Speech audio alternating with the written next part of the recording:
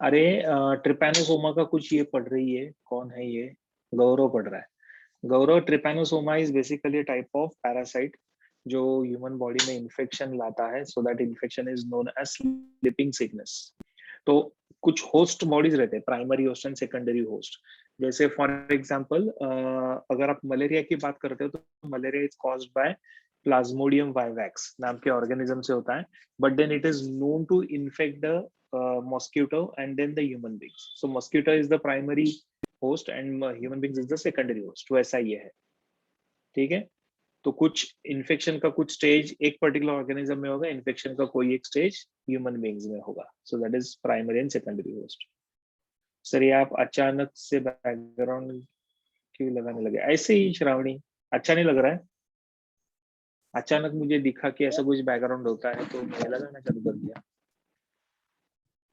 अच्छा नहीं लग रहा है? निकाल दूं? अच्छा। Can we make venom? क्यों अनुज, वेनम क्यों चाहिए आपको? वेनम, वेनम चाहिए इसको, वेनम। वेनम नाम का मूवी बनाया हमने।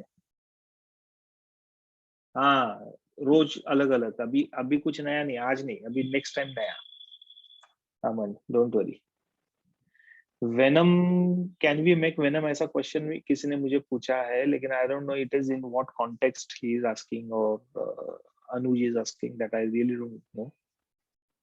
तो चलो anyway, will start with this. Sir कुछ मेडिकल फील्ड से रिलेटेड लगाओ बैकग्राउंड। हाँ आई नो किया है मैंने श्रावणी कुछ डाउनलोड, नेक्स्ट नेक्स्ट लेक्चर में दिखेगा आपको, डोंट वरी। या from the next lecture you will start seeing that. चलो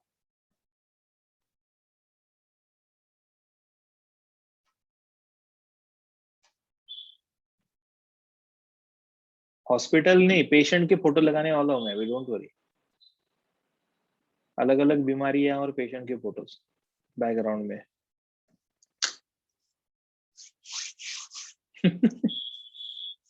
स्केलेटन रखो बोल रहा है अमन। चलो anyway, will start with the next part now. And gymnosperms हम लोगों ने खत्म कर दिया था। Gymnospermae which is gymnosperms which is a division of plantae, ठीक है, किंगडम प्लांटे का पिनोरोगैम्स का डिवीजन है ये, दैट इज जिम्नोस्पर्मी। उसके बाद आता है next important which is the last division of kingdom Plantae, that is going to be angiospermae. Now, what exactly do we mean by angiospermy? Angios का meaning आता है enclosed and sperma का meaning आता है seed. So meaning what? The seeds are enclosed in a fruit. So वो अंदर रहते हैं। जैसे हम लोगों ने जिम्नोस्पर्म में पढ़ा था that the seeds are basically present, rather they are naked, meaning they are open to the air, they are not enclosed by the fruit. So that is not the case with the angiosperms. In angiosperms, the seeds are enclosed, meaning Namrata उचित cell the unit of life, no, it is the same chapter जो सुबह लिया था वही continue कर रहे हैं। Okay नम्रता क्या हुआ? आपका औरंगाबाद का सिर्फ औरंगाबाद वाला लेक्चर फ्राइडे को होता है, नॉट ऑन वेंसडे। हाँ, ओनली औरंगाबाद जो है वो सेकंड ट्रैक जो चल रहा है मेरा, that is only on Friday, not on Wednesday. Wednesday lectures are for all. Friday का मॉर्निंग का lecture is also for everyone, and Friday afternoon lecture is only for Aurangabad and Woodrich and no other batch. Okay चलो, मीनल आई है और मीनल ने अपना हाथ ऊपर किया है, तो मीनल को मैं एक्सेस देने वाला हूँ। शायद उसके लिए उसने हाथ ऊपर किया है। Yes, okay. So basically we are here going to talk about the angiosperms, all the flowering plants. Why you take 2 lectures in a day? Good questions all. आगे समझ में आएगा क्यों ले रहा हूं मैं ऐसा। अभी अगर आप देखोगे तो all flowering plants and the plants which produces the fruits, so they all belong to angiosperms. So that is why we call that as fruit bearing type of plants and the flower bearing plants, flowering plants. So angiosperms are nothing but the flowering type of plants, and because they are going to produce the flower, and flower is considered as the reproductive organ in the plants for the sexual reproduction. That is why sexual reproduction agar flowers mein hota hai, to then it's going to produce the fruits. So the plants which are known to produce the flowers, The plants which are known to produce the fruits, they belong to this particular category known as angiosperm. Okay चलो देखते हैं इसके characteristics, एक एक एक एक करके पढ़ना पड़ेगा. Now seeds are enclosed within the fruit, fruit के अंदर सीड्स रहेंगे. ठीक है, so that is the typical presentation of this. All the plants are basically having terrestrial habitat. When I say terrestrial का मतलब क्या आता है? Terrestrial meaning the plant is known to survive and live on the land. ठीक है, so सारे के सारे terrestrial habitat वाले हैं. It has a distinct root, stem and leaf system. Along with that, it's going to have the flower as well as fruits and seeds. But they have a characteristic roots, the stems and the leaves. अभी ये जो दो chapters है जो आप लोगों को बाद में पढ़ने हैं, कौन से? Anatomy of flowering plants and morphology of the flowering plants. तो उसमें we are going to discuss and understand the entire angiosperms again. क्योंकि चैप्टर का ही नाम है morphology of flowering plants and flowering plants are the one which are considered as the angiosperms. ठीक है, तो इसके लिए हम लोग ये पूरा का पूरा ऐसे ही पढ़ने वाले हैं. In fact, we are going to study that in details. ये वाला दिया, यश को चाहिए माइक का ऑप्शन. यश ने हाथ ऊपर किया ही नहीं, लेकिन यश कैसे दूं माइक का ऑप्शन? हाँ सर पहली स्लाइड है ना, मैं लेट पहला ही स्लाइड है बेटा, पहला ही स्लाइड है ये पहला स्लाइड है और उसके बाद आगे दूसरा स्लाइड है. डन. अभी कौन आया? यस, भाऊ साहब लंके, लंके सर है क्या? सर आपको ये चाहिए क्या option? Panelist Lanke sir. Sir हाँ, ओके डन सर, कर दिया.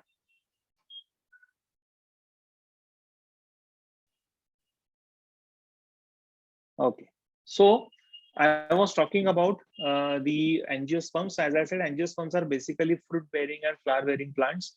So they are known to have the fruits and the seeds are enclosed in the fruits, a very important characteristic. So seeds are present inside.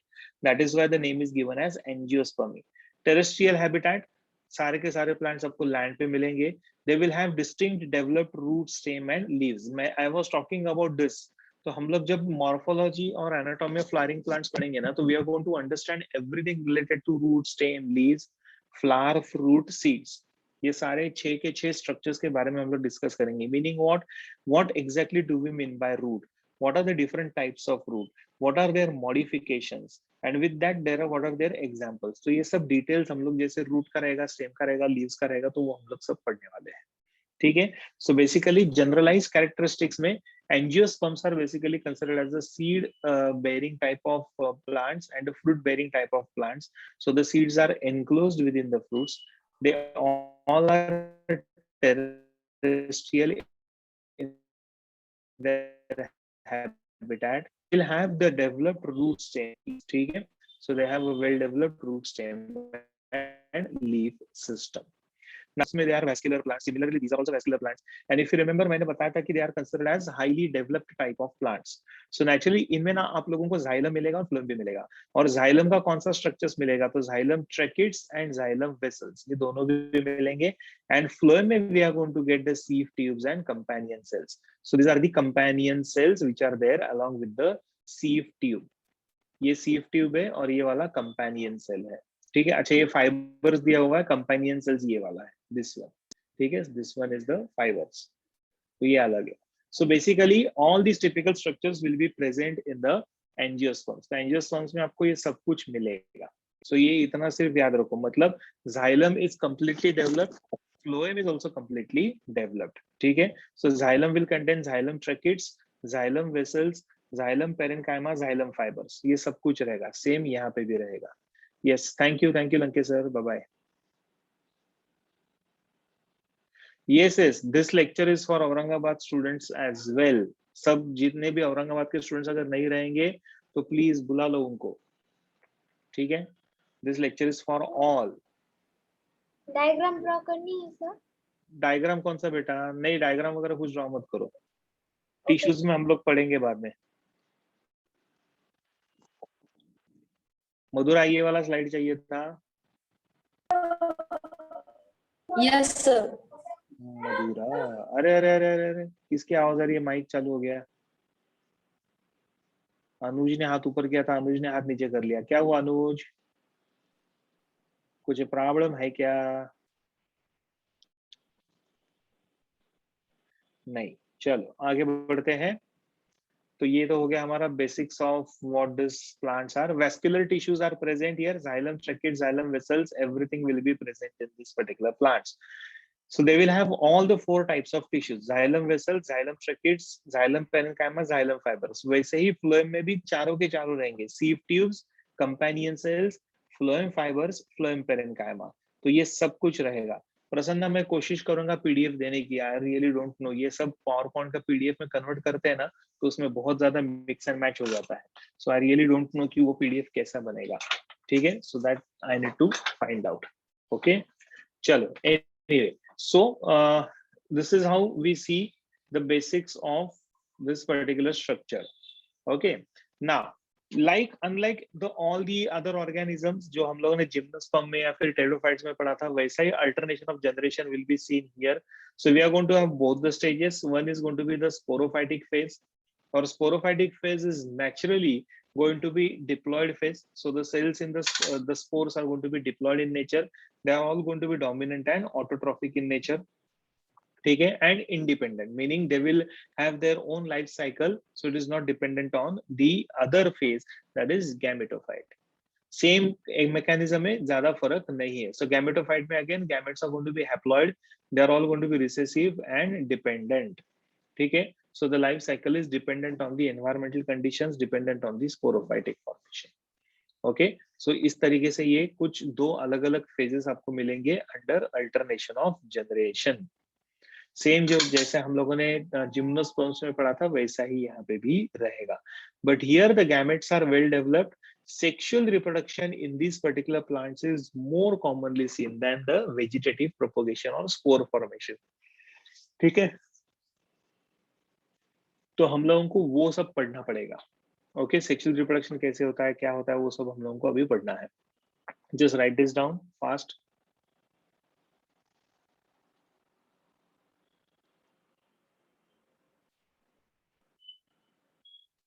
Done sir. Done sir, okay. हो गया होगा सबका, तो I will move right now.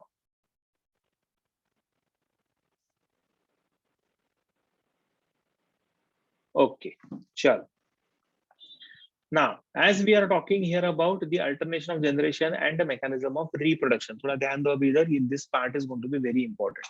अभी reproduction में exactly क्या होता है? जैसे मैंने बताया कि this particular plant, angiosperms generally are known to have sexual reproduction more common than the vegetative propagation because they have a developed flowers.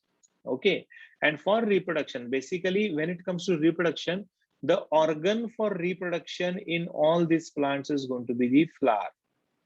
So the flower is the organ for the reproduction in the angiosperms. Okay, जैसे reproductive system रहता है animals में, वैसे plants में angiosperms में we are going to have flower as an important organ for the process of reproduction. ठीक है, तो now अभी फ्लावर का स्ट्रक्चर अगर हम लोग पढ़ते हैं ना, तो flower is known to show certain whorls. इसमें कुछ अलग अलग स्ट्रक्चर्स आते हैं। जैसे for example, we are going to have 2 important types of whorls, one is the essential and the other one is accessory. Now what do we mean by world?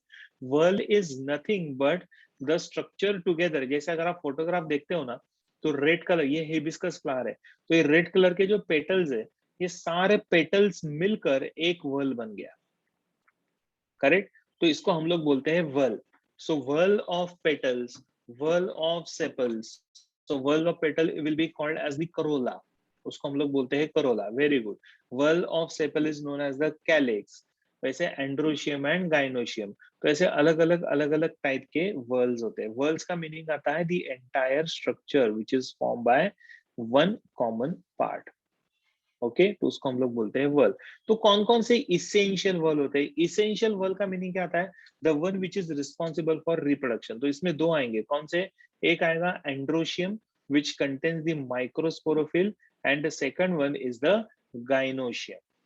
Okay, androecium and gynoecium. Gynoecium is basically the one which contains the megasporophyll. So here this is going to be a female whorl, and this one is going to be the male whorl.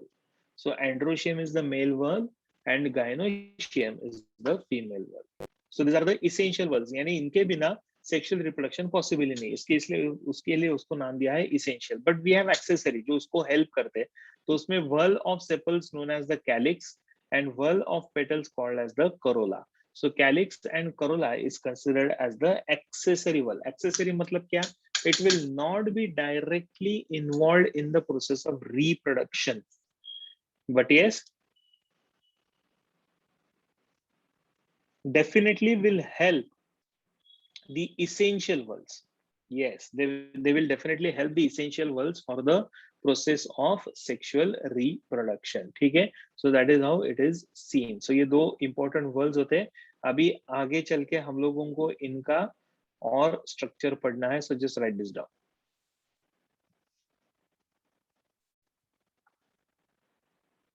हाँ, protection is one function, correct.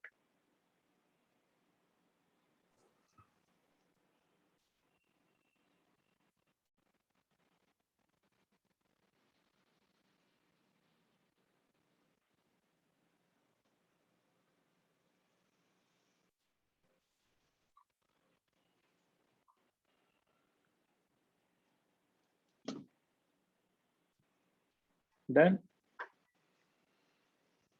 Yes, sir. Done. Sir, done. Okay. Sir, will you please explain sepals? आगे structure से बोलता हूँ मैं. So wait. Now, if we take the cross section of the flower, अगर हम लोग flower cross section यानी vertical section अगर हम लोग flower का लेते हैं, तो what are the structures which we observe? तो vertically you will observe the flower will look something like this. अब ये green color का जो structure आता है ना, this is ये वाला, जो हर एक flower को नीचे रहता है, so that is known as the calyx. And calyx is what? Calyx is nothing but the whorl of sepals. तो सारे sepals मिलकर एक whorl बनता है, तो उसको हम लोग बोलते हैं कैलिक्स. ओके, सोनाली को क्या हो गया? सोनाली बनकर. ओके, चलो. So it is known as the calyx which is nothing but the whorl of sepals. तो सारे सेपल्स मिलकर कैलिक्स बनता है. फिर उसके बाद ये वाला स्ट्रक्चर है. So this is the petal. So now the whorl of petal is known as the corolla. So corolla is basically formed by the whirl of all the petals. सारे petals मिलकर बनता है corolla. Okay, ठीक है. सोनाली क्या हुआ? हाथ ऊपर किया आपने वापस. Any problem? So this is corolla. उसके बाद फिर आता है male part and female part. Now as we all know, androecium is considered as the male whorl. Okay, so the group of stamens, ठीक है, group of stamens, सारे stamens मिलकर बनता है एक whorl, so that is known as the androecium. And then we have the female whorl called as the gynoecium, which is formed by the group of carpels और pistil. carpel और pistil मिलकर बनता है एक पूरा whorl, that's called as the gynoecium. तो उसमें से as we have already discussed this, androecium and gynoecium are considered as the essential whorl. So ये हमारे लिए essential whorls है. ठीक है, so उतना सिर्फ आपको याद रखना पड़ेगा. I want all of you to draw this diagram. एक लाइन डायग्राम निकाल के रखो और उसके ये सारे नाम्स उस पे लिख के रखो. जो मैंने लिखा हुआ है that's the actual name. No, gynoecium is not present in the ovary. Gynoecium contains carpel and carpel has the ovary. ये नीचे वाला जो structure है ना, this one, this is ovary. So ovary is a part of the carpel and carpel is a part of the gynoecium. ठीक है, क्या हुआ सोनाली?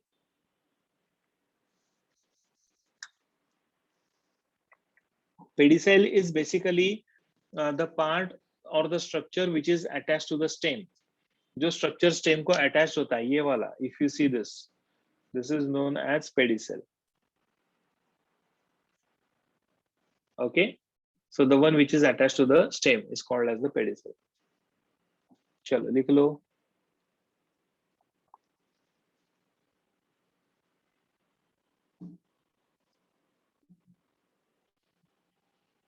लैमिना किसकी बात हो रही है? लैमिना लीफ की बात हो रही है, तो लीफ का जो सरफेस होता है उसको हम लोग बोलते हैं लैमिना।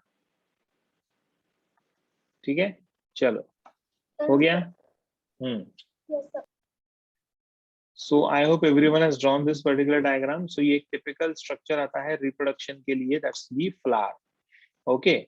Now अभी male part है और female part है. Male part is known as the stamen, female part is known as the carpel or pistil. Yes, 10th में standard में आप लोगों को था sexual reproduction in plants में, correct भक्ति. Now the male part, that is the androecium, which is formed by the stamen, will have this structure known as the pollens or pollen grain, also called as the microspore.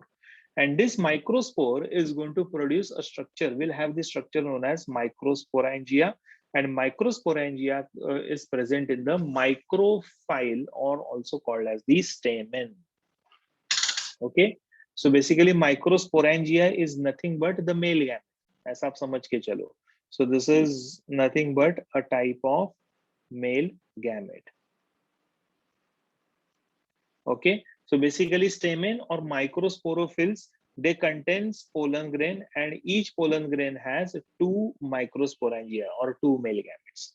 Similarly, अगर आप megaspores की बात करते हो, मतलब female part की, which is in the ovary, then the megaspore will contain the megasporangia or also called as the ovule, and then it is present inside the megasporophyll or also called as the carpel. ठीक है, सो carpel और pistil और megasporophyll ऐसे अलग अलग नाम आ गए एक स्ट्रक्चर के, right? So this is how we see the typical structure of the reproductive system in the flower. Okay, इसको पहले कॉपी कर लो फटाफट.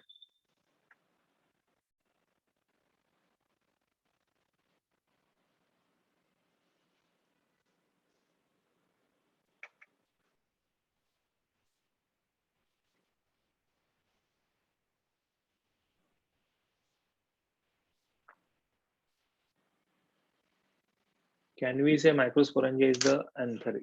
Microsporangia is yes, you can say, but then again उसके भी parts आते हैं. Actually anther का भी cross section लेते हैं ना, तो उसके अंदर ये structure है, क्योंकि anther को भी अंदर lobes है, 4 lobes का बना हुआ है. So it's rather 2 lobes का बना हुआ है, and 2 lobes are subdivided into sub lobes. और उसके अंदर फिर microsporangia है, which basically contains the pollen grain. ऐसा है. Done, sir. Okay, सबका हो गया लिख के? I Yes, hope sir. everyone has written this down. So this is how we see this. So again, it is going to be heterosporous condition. Heterosporous मतलब क्या? Male and female gametes are present in the same plant. Can be present in the same plant. So heterosporous condition ऐसे उसको बोलते हैं. Okay. Now we are talking about the male reproductive organ and the female reproductive organ. So the male sex organ here is known as the stamen. And stamen contains an important part here. So this one is known as the filament, a thread-like structure जो green color का आपको दिख रहा है diagram में, that's called as the filament. और ऊपर free end पे you have this brown color structure known as the anther. And anther is going to be very important because this anther will have the pollen grains. तो ये anther के अंदर रहता है pollen grains, and each pollen grain will contain the 2 male gametes. ठीक है, तो हर एक pollen grain के अंदर आपको 2 male gamete दिखेगा. So anther is going to be the very important part of the male reproductive organ or male sex organs in the angiosperms. ठीक है, please write this down.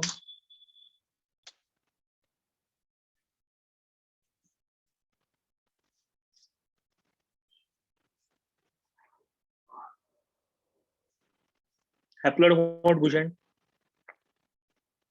These are all, जब gametes बनते हैं तो सारे haploid ही होते हैं. Yes, they are known to perform the double fertilization. 2 male gamete है ना, तो इसके लिए double fertilization होगा, and both are going to be haploid in nature. Yes, microspores are present in microsporangia. Sir, pollen grains के नीचे क्या लिखा है? 2 male gametes, ऐसे लिखा हुआ है, MALE, 2 male gametes.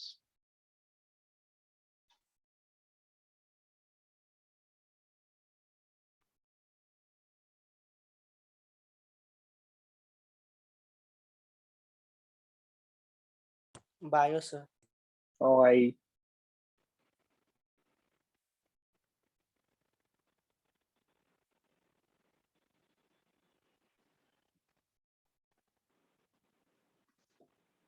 Done, sir. Okay, चलो आगे बढ़ते हैं. So this is the male part. Similarly, we are going to have the female structure. तो यहाँ पे आपको female structure भी मिलेगा.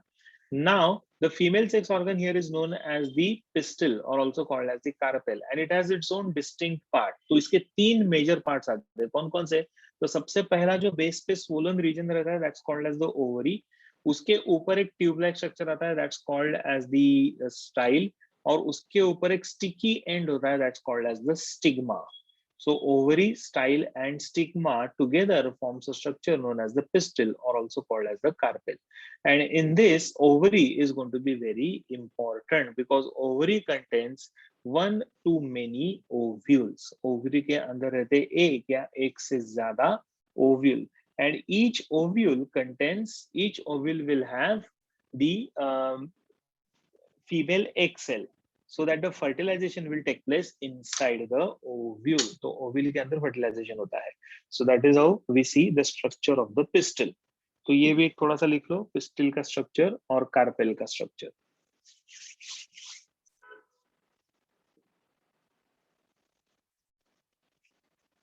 निशिता का हो गया. Done, sir. Yes, एक मिनट. I'll just पानी लेके आता हूँ मैं अपने लिए. Just give me a minute.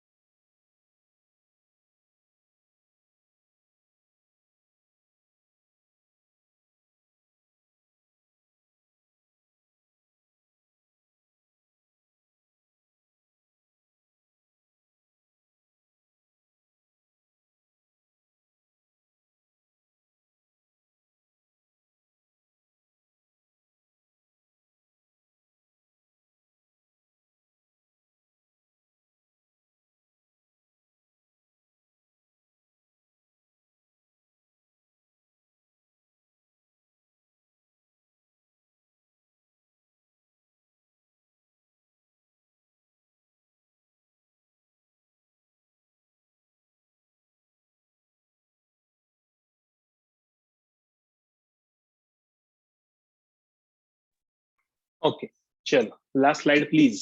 Vaishnavi को कौन सा स्लाइड चाहिए?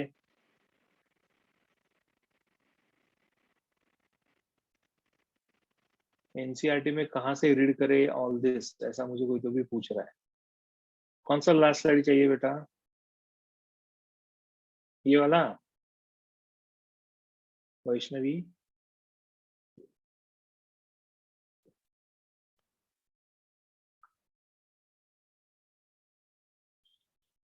Okay.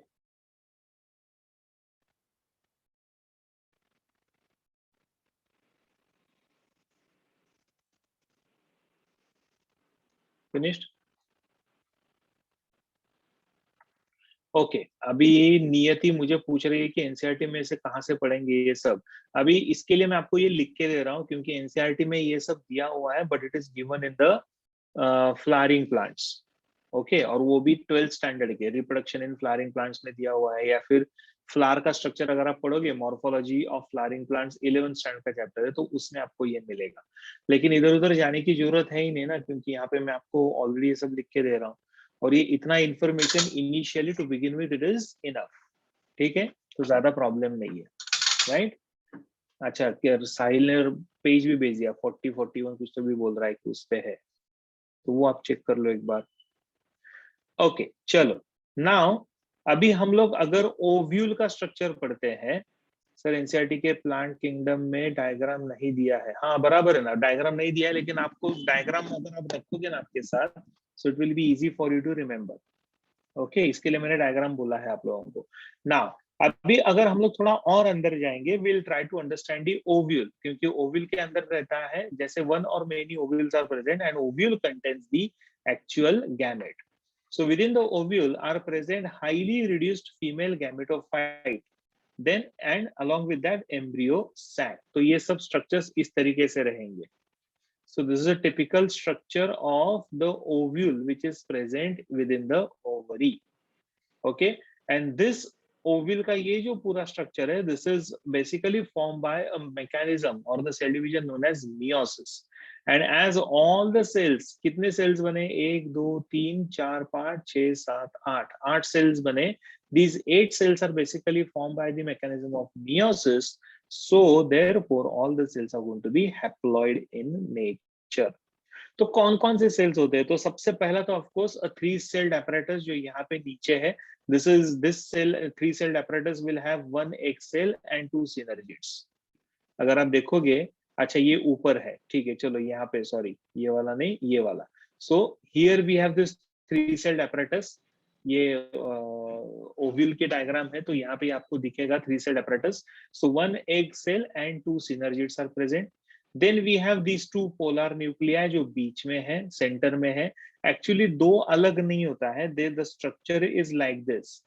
It is as if the cell is going to form one cell, but one cell having 2 nuclei, इस तरीके से होता है, ठीक है। तो साइटोप्लाज्मिक डिवीजन प्रॉपरली नहीं हुआ है, न्यूक्लियर डिवीजन हुआ है, तो ये सेल इस तरीके से दिखता है। So this is known as a polar nuclei. So and then we have the 3 antipodal cells. Anti meaning opposite. So the antipodal, the cells which are present opposite to micropyle, opposite to egg cell, is known as antipodal cells. And the polar nuclei eventually fuse to produce a diploid secondary nucleus. ठीक है, ये eventually fuse होके diploid nucleus बनाएंगे, but immediately इसका fertilization होता है। जो आप लोगों ने 10th स्टैंडर्ड में पढ़ा था, एंडोस्पर्म नाम का स्ट्रक्चर बनता है, ठीक है। और जब एंडोस्पर्म बनता है तो वो इस तरीके से बनेगा। नाउ इफ, एक minute, if I just have to add, I'll just add one slide here. एक मिनट, मैं सब कर रहा हूं।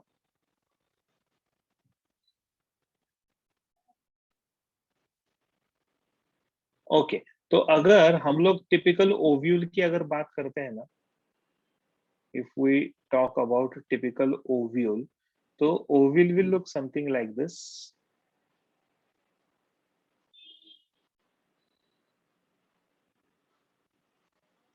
ठीक है, ऐसे ये ओव्यूल दिखता है। एक्चुअली ओव्यूल भी कैसे बनता है?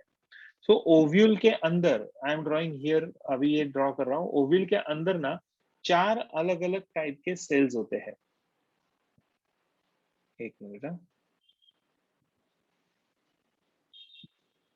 ओके, तो अगर आप देखोगे ना, तो ये ओव्यूल के अंदर we are going to have 4 different types of sales.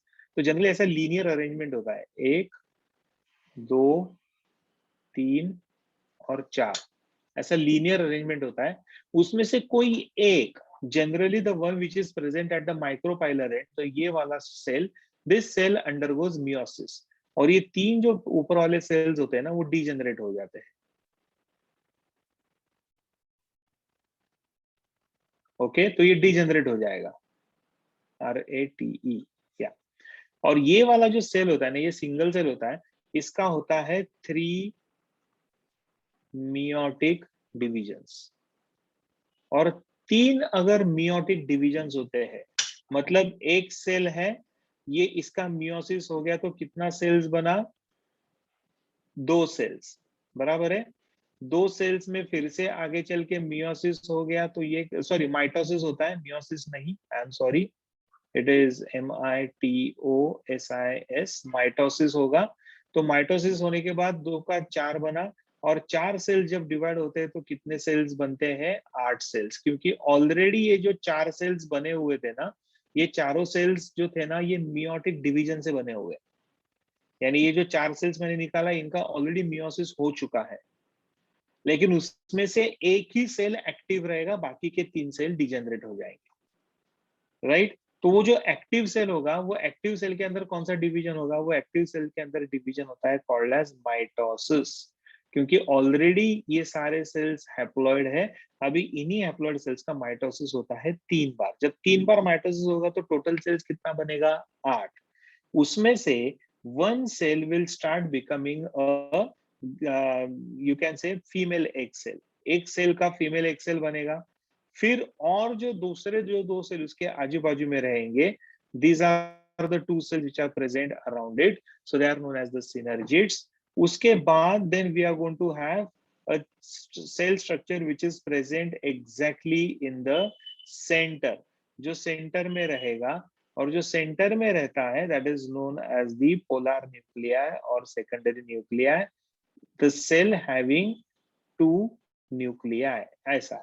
और उसके एग्जैक्टली ऑपोजिट फिर और एक सेल स्ट्रक्चर आएगा, and then that cell structure is going to be, this is known as the antipodal cells. तो ये 3 सेल्स इस तरीके से आएंगे।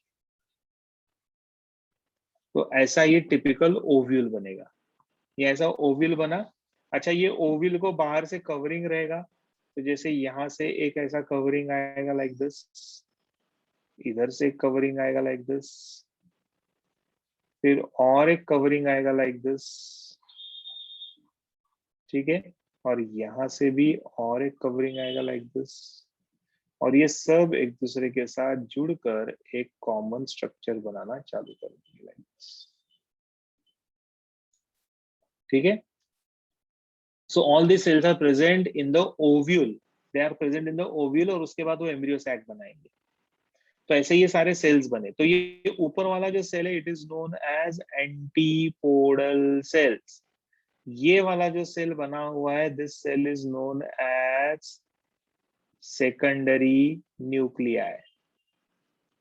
ये जो ब्लू कलर का सेल जो मैंने बनाया हुआ है, this is known as the egg cell, और ये जो ग्रीन कलर के सेल्स बने हैं, this are called as the synergids. इसको हम लोग बोलते हैं सिनर्जिड्स।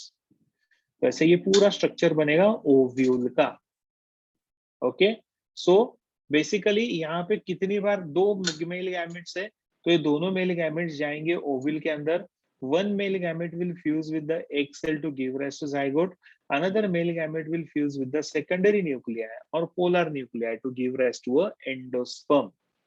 ठीक है, तो इस तरीके से ये फर्टिलाइजेशन होता है। But the ovule will look something like this, right. Now अगर हम लोग और थोड़ा आगे पढ़ते हैं, तो जैसे यहाँ पे क्या हो रहा है, यहाँ पे ओव्यूल बन गया, लेकिन ये ओव्यूल के अंदर किसको जाना है? ओव्यूल के अंदर जाना है मेल गैमेट्स को। Where these male gametes are present? These male gametes are present in the pollen grains. Where these pollen grains are present? They are present in the anther.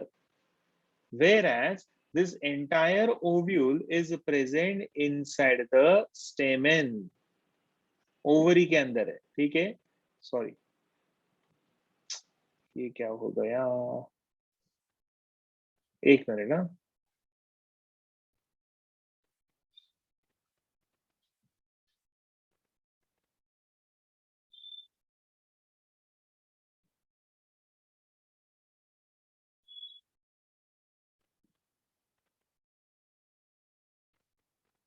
अरे मैंने स्लाइड निकाला था, किधर गया? हाँ, तो ये किधर है? स्टेमेन, और स्टेमेन के अंदर कहाँ पे रहेगा? It is present inside the ovary. ये ओवरी के अंदर रहेगा।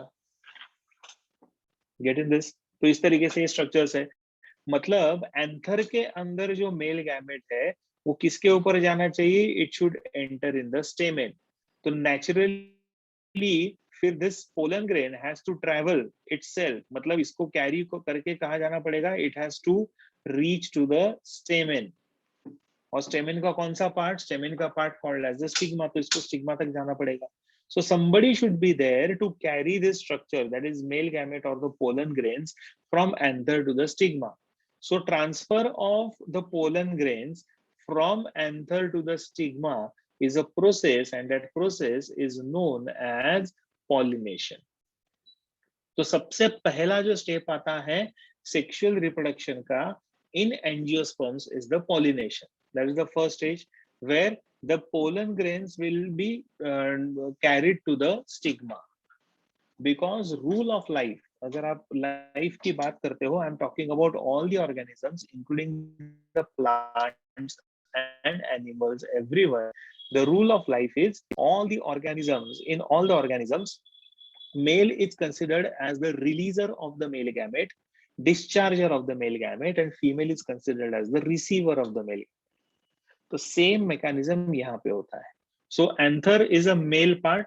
Anther is a male part. So from anther, the pollen grains will be carried to the stigma, okay, which is a female part, and it is done by the mechanism that is known as pollination.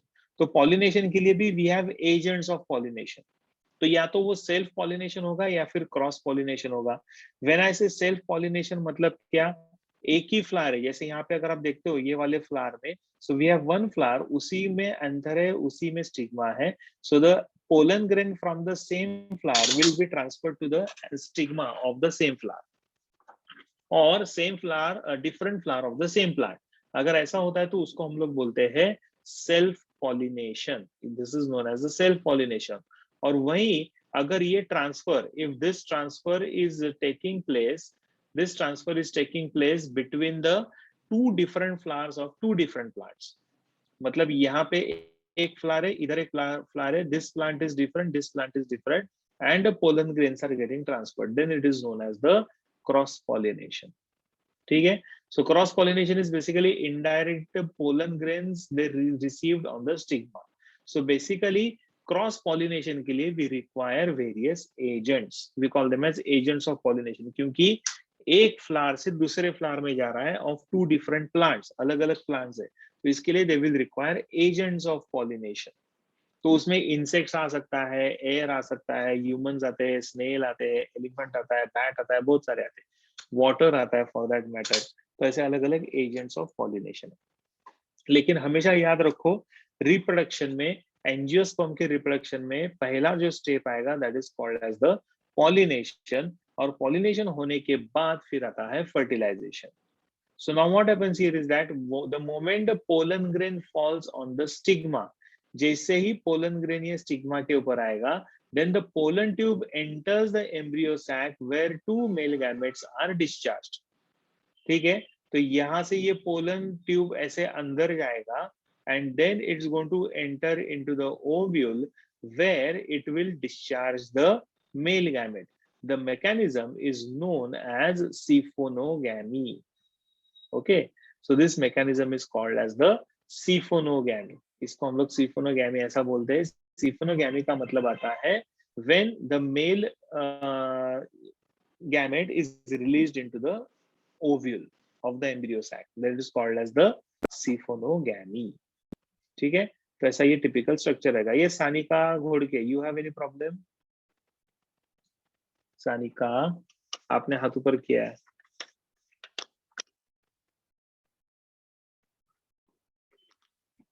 No, sir. अच्छा, श्रद्धा is asking why do we call the apparatus as three-celled? They aren't three in number. कौन सा apparatus की बात कर रहे हैं आप? ये वाले, this one. तो यहाँ पे secondary nuclei है ना. Suppose we have this secondary nuclei and this secondary nuclei is getting fused with the male gamete. कितने cells हो गए? 3 cells. हाँ, तो इसके लिए three celled apparatus बोलते हैं उसको. Okay, sir. हाँ, ठीक है. याच्या मागची स्लाइड दाखवा ना. कोणती रे बाळा? ही. हाँ, दोनों हाँ, स्लाइड्स. गया. Done sir. ये भी समझ में आया ना? सबको समझ में आ रहा है ना मैं क्या बोल रहा हूँ? Sir, Yes, sir. sir, but all cells aren't 3, right? Because the egg cell is only 1. नहीं, तो ये बीच वाला जो सेल का, ये सेकेंडरी न्यूक्लिया का जो स्ट्रक्चर है ना, उसी को थ्री सेल्ड apparatus बोलते हैं. बाकी किसी को नहीं बोलते. Okay. लेकिन ये 3-3 के ग्रुप में होते हैं. देखो, ये वाला एक 3 ग्रुप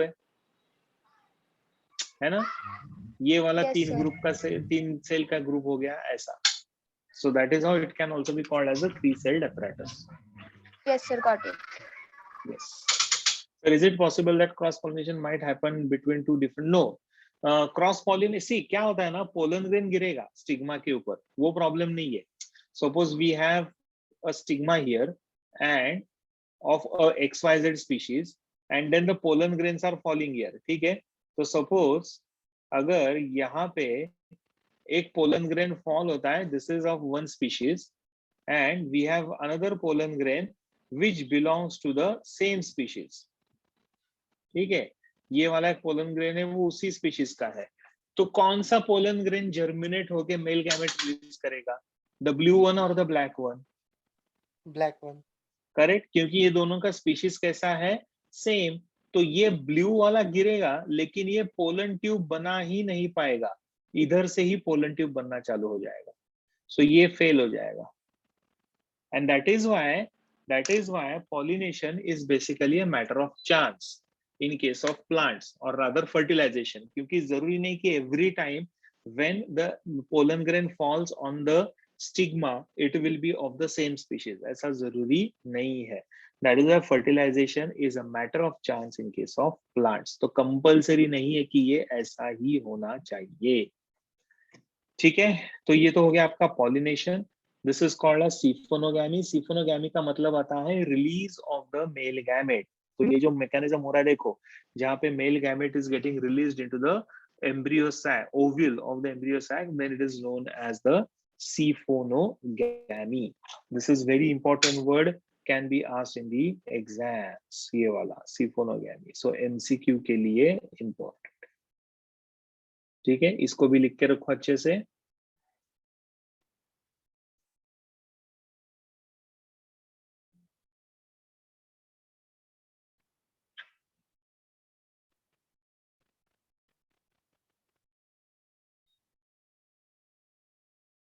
हो गया होगा तो बोल दो.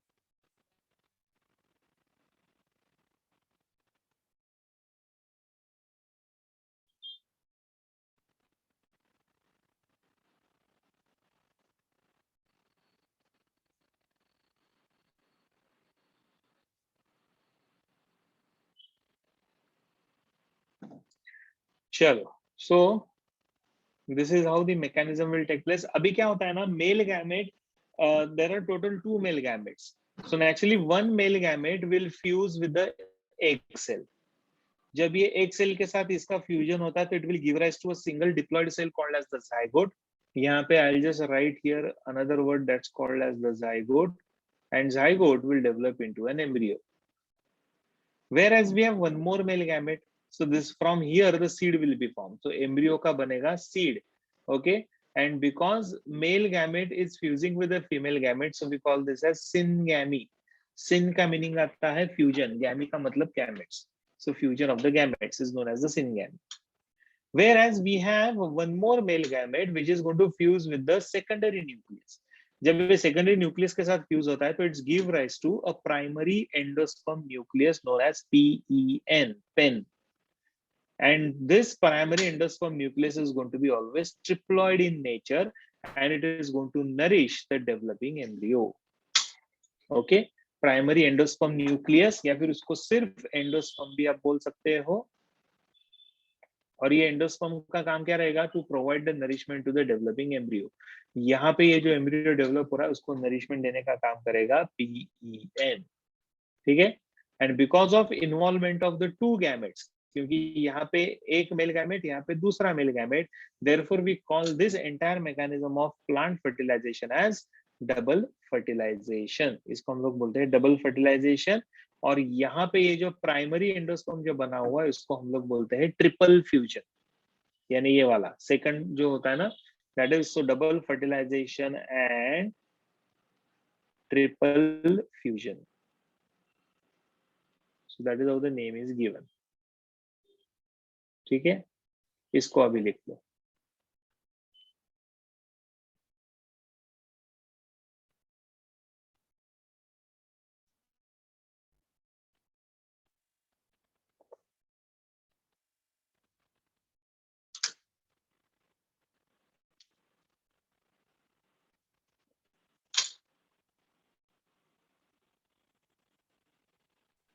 सर हाँ ते स्पर्म न्यूक्लीची जी डायग्राम आहे ना त्याच्या म्हणजे ती डायग्राम यायच्या आधी तिथे काहीतरी लिहिलेलं होतं ते लिहायचं होतं. कुठे ह्या डायग्रामच्या आधी? हो. अरे बाबा, काय होतं? हाँ सिनगैमी बोलते उसको, SYNGAMY सिनगैमी. ठीक है. Yes sir. हम्म.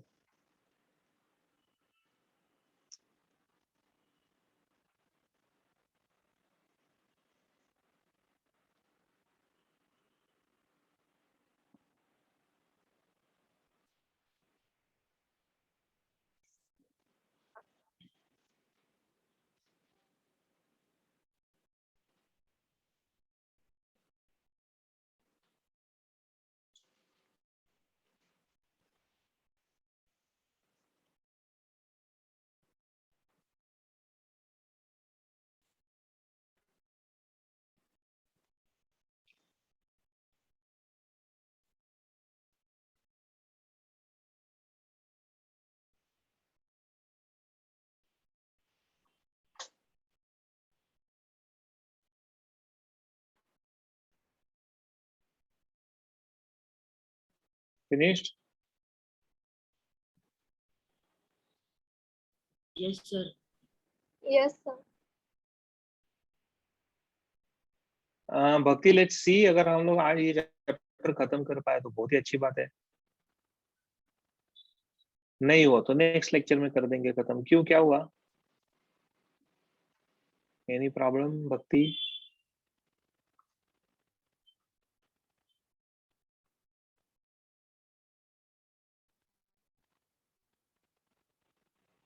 No sir. ओके, मुझे लगा कुछ है प्रॉब्लम. आगे छोटा सा एक पार्ट बचता है इसका आखिरी में. Let's see if we can complete that.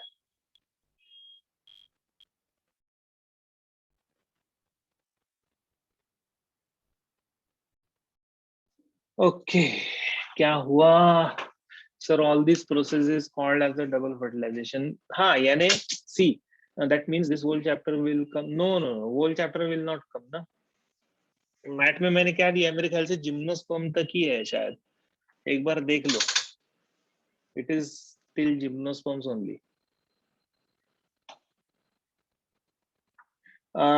Double fertilisation, the whole process is called as double fertilisation. से अच्छा है क्या?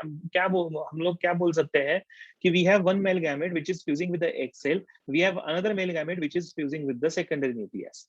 Because the fertilisation is taking place twice, therefore called as double fertilisation. अच्छा, अप टू डॉट लिखा है क्या? ठीक है, ठीक है. So it is basically known as the double fertilisation. Sir what if syngamy of secondary nucleus does not take place? नहीं, ये तो होता ही है ना. क्योंकि अगर ये नहीं हुआ, सपोज ये सेकंड फर्टिलाइजेशन अगर नहीं हुआ, then the endosperm will not be form. और अगर एंडोस्पर्म अगर नहीं बना तो naturally nourishment to the embryo will not be there. And if the embryo is not given the nourishment, then it's not going to develop into a fruit. वो fruit बनेगा ही नहीं. It will be a dead tissue. ठीक है. Antipodal cell, synergids, ये सब disintegrate हो जाएंगे. Synergids will provide direction to the tube, antipodal cells will provide the energy. तो ये सब सेल्स क्या काम कर रहे हैं? बाकी के सेल्स ये एक सेल को और सेकेंडरी न्यूक्लियस को सपोर्ट कर रहे हैं. But later on what happens? Later on all the once the fertilisation is completed, then the synergids, antipodal cells पूरा डिसइंटीग्रेट हो जाएगा. ठीक है. वहां पे सिर्फ एम्ब्रियो सैक रहेगा एंड देन ओवरी रहेगा, so that the ovary will start developing into a fruit and this entire ovule will develop into the seed. तो इसका फ्रूट बनेगा. ठीक है. तो ऐसा ये पूरा स्ट्रक्चर रहेगा. Now, as I said, post fertilization, synergids and antipodal cells they degenerate, and the ovule will develop into a seed, and ovary will develop into a fruit. Okay, so this is the fate of the ovule and the ovary after the fertilization. तो वही अगर fertilization नहीं हुआ, so all the cells will disintegrate. सारे के सारे cells disintegrate हो जाएंगे और खत्म हो जाएगा. Yes, secondary nucleus is known as pen.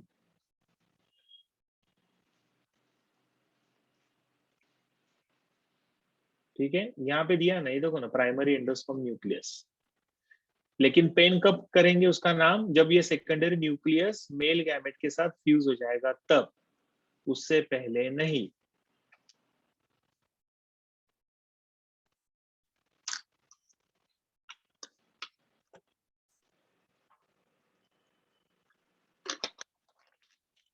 Vaishnavi, post fertilisation का मीनिंग आता है आफ्टर द फर्टिलाइजेशन। पहले वाले स्लाइड में हमने देखा फर्टिलाइजेशन हो गया, डबल फर्टिलाइजेशन। डबल फर्टिलाइजेशन होने के बाद जो सिनर्जिड्स और एंटीपोडल सेल्स बचते हैं वो डिजेनरेट हो जाते हैं, मतलब वो खत्म हो जाते हैं। और ओव्यूल फर्टिलाइजेशन के बाद क्या बनेगा, सीड। और ओवरी फर्टिलाइजेशन के बाद क्या बनेगा, फ्रूट। ऐसा है। So this is known as post fertilisation. Post fertilisation मतलब after the fertilisation. Sir, the pulp of fruit is the after.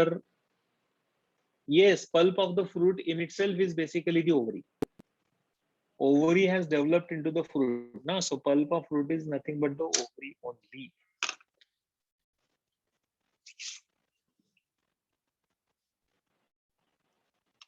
ठीक है, चलो। So ये हो गया हमारा reproduction. So Wolffia is example.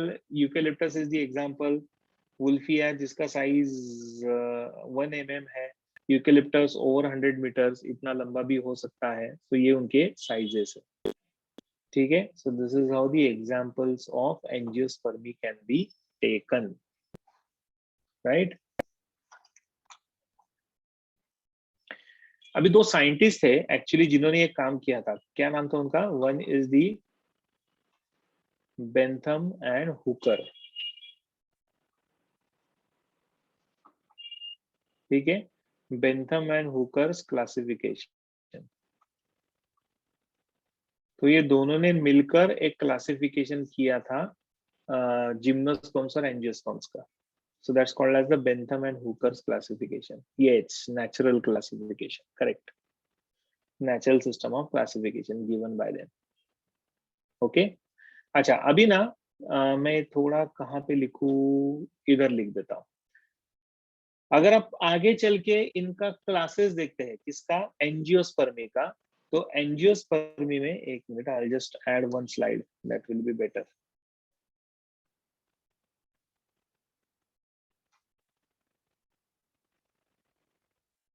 Monocot, dicot. हाँ, एंजियोस्पर्मी का अगर फर्दर क्लासिफिकेशन अगर हम लोग पढ़ते हैं ना, तो उसमें क्या आएगा, तो उसमें आएगा monocotyledon and dicotyledon. yes, so there will be further class which is known as monocotyledony. Okay, और उसके बाद दूसरा आता है दैट इज नोन एज डाइकोटिलिडोनी।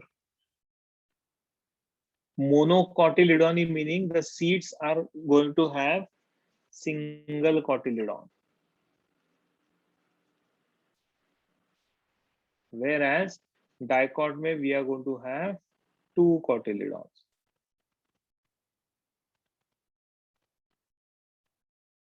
तो जैसे ये वाला मेज का एग्जांपल आता है, monocot seed which looks something like this, तो ये ऐसा मोनोकॉट सीड दिखता है।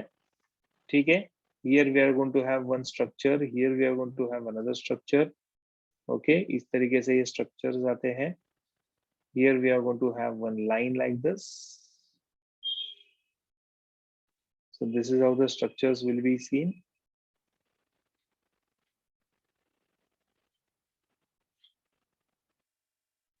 ओके, तो यहाँ पे एक स्ट्रक्चर रहेगा इंपॉर्टेंट लाइक दिस, और यहाँ पे दूसरा स्ट्रक्चर रहेगा important, plumule and radicle. Okay, whereas, एक मिनट, हाँ,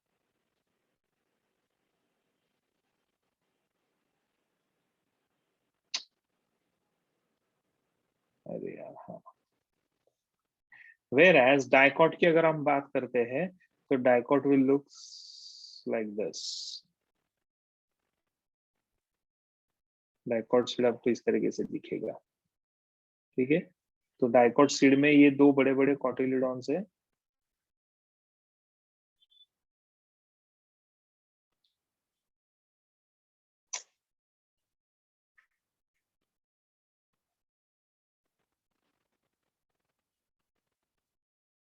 और इसको यहाँ पे एक स्ट्रक्चर रहेगा लाइक दिस और इधर एक स्ट्रक्चर रहेगा लाइक दिस.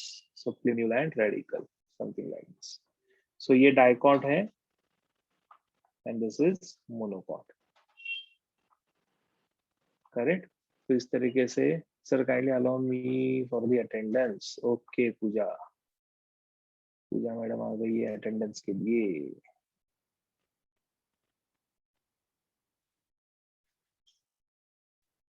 कर दिया आपको allow.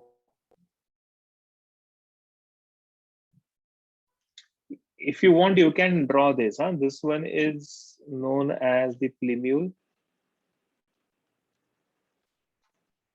This one is known as the radical. ठीक है. यहाँ पे भी same. This one is plumule and this one is radical. Okay, so ये seeds है. Typical seeds होते हैं monocot और dicot के. And then there will be a difference between the monocot and the dicot. तो अलग अलग differences आते हैं अलग अलग structures में. जैसे रूट्स में, वैस्कुलर सिस्टम में, हर एक इसमें उनके डिफरेंसेस आते हैं.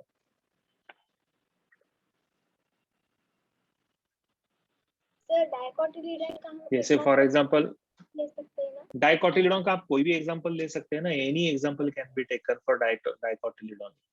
हाँ, हेलियांथस है, सोलानम है, पेट्यूनिया है, बहुत सारे हैं. ग्राम्स है, फिर आपका ग्राउंडनट है, सब कुछ है. यूफोर्बिया, पेट्यूनिया, ग्राम्स, है ना, यूफोर्बिया, ऐसे. ठीक है. और मोनोकॉट में you can take the example of maize. Okay. तो ऐसे ये उनके क्लासेस आते हैं, dicotyledony and monocotyledony. So this are the classes for the same. इसको कहीं तो भी ड्रॉ करके रखो.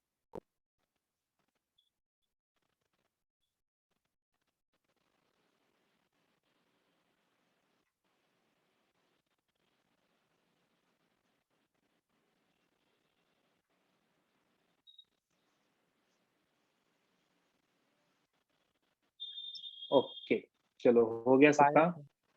झालं. Very good. Yes sir. चलो. Now the last part, that is taxonomical aid. Mango bee, yes, mango bee आएगा दिया. Correct. Dicot में. Taxonomical aids and herbarium, ये last part बचता है topic का, and then this topic will be done. Now what are taxonomical aids? So these are the procedures and techniques to identify and classify the organisms. ठीक है. So the one which is used for identification and classification of organisms is known as the taxonomical aids. So what is the need for taxonomical aids? It is basically to study various species of plants used in agriculture, forestry and industry. Sir, this was there in the first chapter also. Yes. तो इसके लिए मैं थोड़ा सा run through कर रहा हूँ and then we will complete this chapter. Okay. Right. तो ये basically taxonomical aid इसके लिए जरूरत है. This is also required for knowing our bioresources as well as diversity. Plus taxonomical aids will also help in classification of organisms. Plus information gathered is stored along with the specimens for future studies. तो ये सब के लिए अगर ये already आपने लिख लिया है तो लिखने की जरूरत नहीं है पहले वाले चैप्टर में. अगर किसी ने नहीं लिखा होगा तो you can write it down. Pragya मैंने किया अलाउ आपको. ठीक है. अगर इस किसी ने नहीं लिखा होगा, मिस हो गया होगा तो आप लिख सकते हैं. Otherwise we have already done this. पहले चैप्टर में हो चुका है लेकिन कुछ बच्चे नए उनके पास नहीं था. So you can write it down. ठीक है. So this are the taxonomical aids. So basically taxonomical aids are basically the one which are required for procedures where the procedures and techniques are used to identify the and classify the organisms. तो उसके लिए taxonomical aids की जरूरत है. ठीक है. और rather that's called as the taxonomical aids.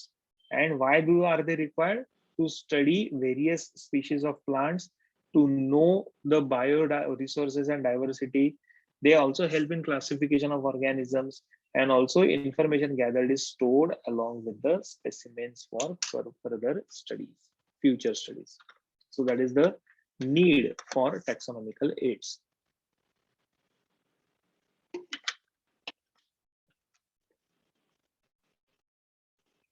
ठीक है. Next, techniques and procedures to store and preserve the species are herbarium. सबसे पहला तो herbarium आता है, ये हम लोगों ने भी पढ़ा था. लास्ट स्लाइड दिया को चाहिए, दिया लिख लो, ये लो लास्ट स्लाइड दिया.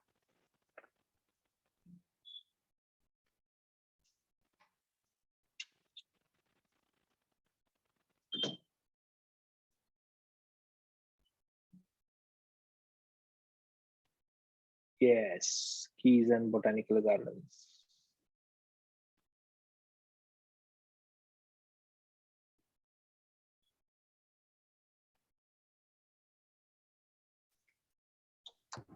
हो गया. हाँ ठीक है. सो कौन कौन से टेक्निक्स रहेंगे? तो सबसे पहले तो हर्बेरियम रहता है, जहाँ पे हम लोग ये सारे स्टोर करते हैं ऑर्गेनिजम्स को. Then we have botanical gardens, जहाँ पे लाइव प्लांट्स रहेंगे. सो these are the and keys, of course. These are all the techniques and procedures to store and preserve the plants.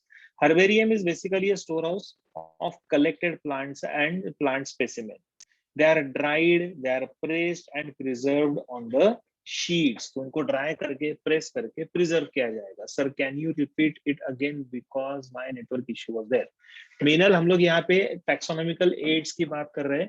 So we are trying to understand the taxonomical aids. Taxonomical aids का मतलब क्या आता है? The one which is used, the techniques which are used to classify and understand the different species of the plants. Okay, तो उसमें फिर herbarium हो सकता है. So what is herbarium? Sir, I lost internet connection. So can you tell me if we have to write this? No, you may not write this. अगर आपने पहले लिखा हुआ है तो मत लिखो. पहले वाले चैप्टर में भी था ये चैप्टर में भी थोड़ा सा उसका है. अगर नहीं लिखा होगा तो then you have to write. Okay, so what are herbariums? So basically they are the storehouse of the collected plant specimens. So the plant specimens are dried, pressed. Okay, they are dried, pressed and preserved on the sheets, and the sheets are arranged as per universally accepted system of classification. जो 5 kingdom classification का system है, उसके हिसाब से ये काम चलता है. And preservation techniques include pressing and drying of the plant material. And succulent plants are fixed in suitable liquid preservatives like formaldehyde, acetic alcohol, etc. Formaldehyde is a type of preservative. Acetic acid is also a type of preservative. Succulent plants are the one which contains the fleshy leaves. इसमें leaves जो होता है वो fleshy leaves रहते हैं. ठीक है, तो उनको ड्राई करके प्रेस करके नहीं रख सकते आप. इसके लिए उनको एक अलग प्रिजर्वेटिव मटेरियल में लिक्विड में रखना पड़ता है. So that is formaldehyde. ठीक है, तो इस तरीके से हाँ ते same formalin formaldehyde is same. Yes fine. तो ये एक important information about the taxonomical aids. तो आप ये देख सकते हो कि यहाँ पे ये प्रिजर्व किया हुआ है इन द फॉर्मल्डिहाइड और acetic alcohol. Herbarium techniques involves collection, drying, ये क्या है? पॉइजनिंग नहीं रहेगा, पोजिशनिंग चाहिए इधर. Mounting, stitching and labelling and even the deposition. ठीक है, तो इस तरीके से ये अलग अलग टेक्निक्स है हर्बेरियम के, जिसकी मदद से हम लोग प्लांट्स को या तो उनको कलेक्शन होगा, उनका कलेक्शन करने के बाद ड्राइंग होगा, उनका पोजिशनिंग किया जाएगा, यानी प्रॉपर इंफॉर्मेशन लिखा जाएगा. माउंटिंग इज पॉसिबल, माउंट बना के आप कर सकते हो. स्टिचिंग कर सकते हो, उनका लेबलिंग उनका अच्छे से होना चाहिए, एंड देन द डिपोजिशन. ठीक है, so this is how the herbarium in the herbarium plants can be stored. So herbarium are associated with the research institutes, scientific societies, botanical gardens, universities and colleges.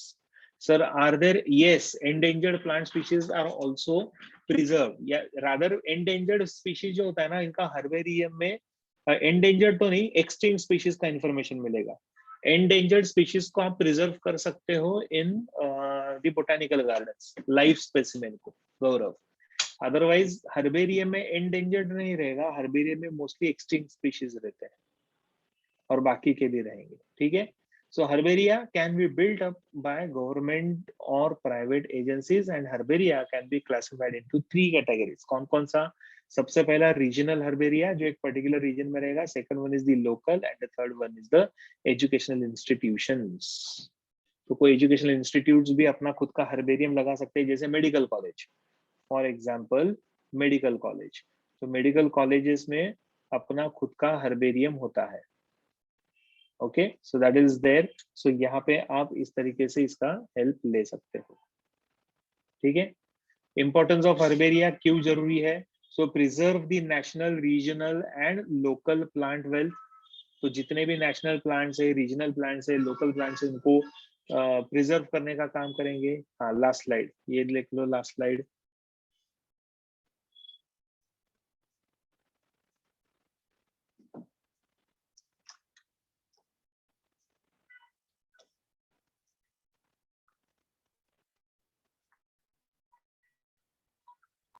Done.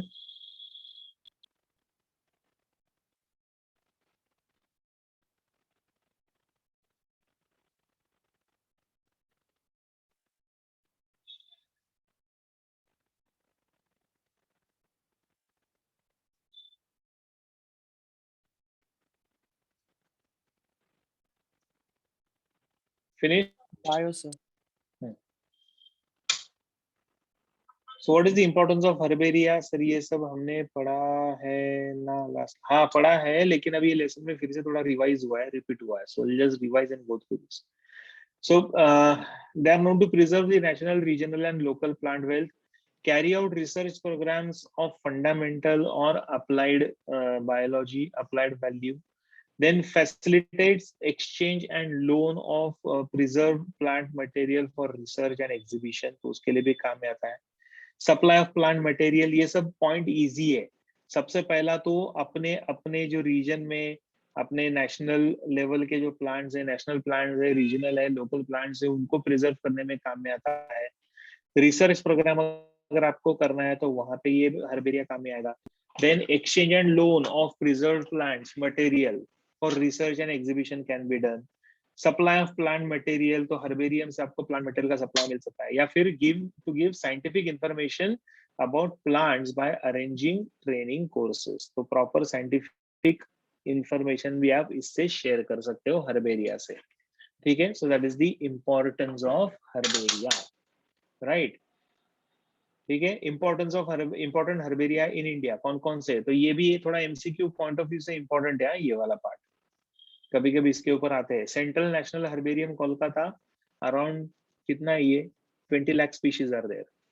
Then industrial section botanical survey of India, मौसम कोलकाता, तो यहाँ पे around 50,000 number of species are there. Then herbarium of the forest research institute Dehradun, यहाँ पे around 3 lakh species specimens are there.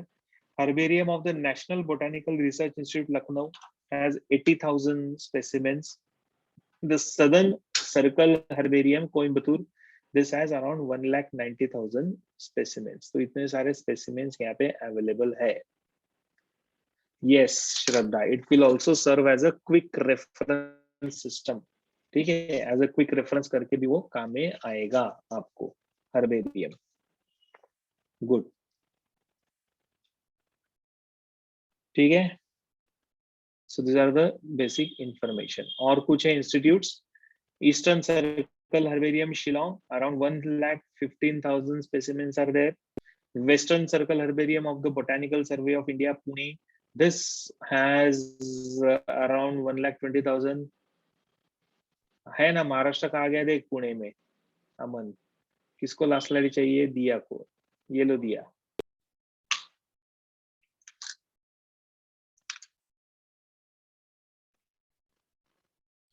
So we have to write this, right?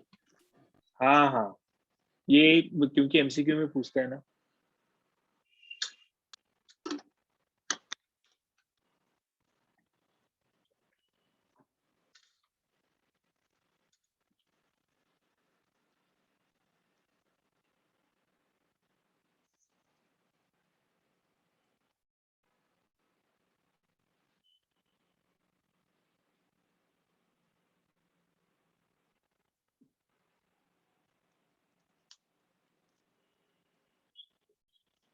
Done.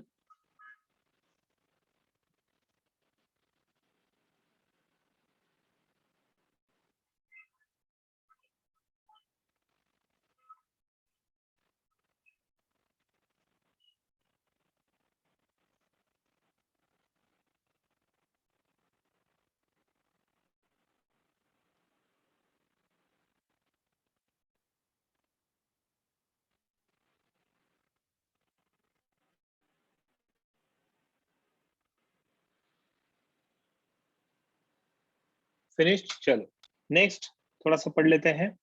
Institutes, eastern circle herbarium Shillong 1,15,000 specimen. Western Circle Herbarium of the Botanical Survey of India, Pune, has 1,20,000 specimens. Central Circle Herbarium Allahabad has 45,000 specimens. Northern Circle Herbarium Dehradun has 60,000 specimens. Blatter Herbarium Mumbai has 1 lakh specimens. So these are the number of specimens available in all these herbaria.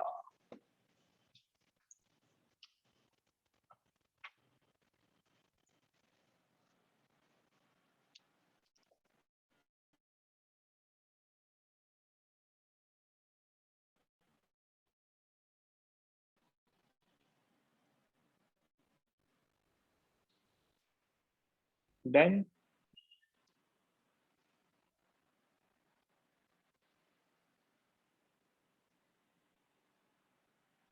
Finished.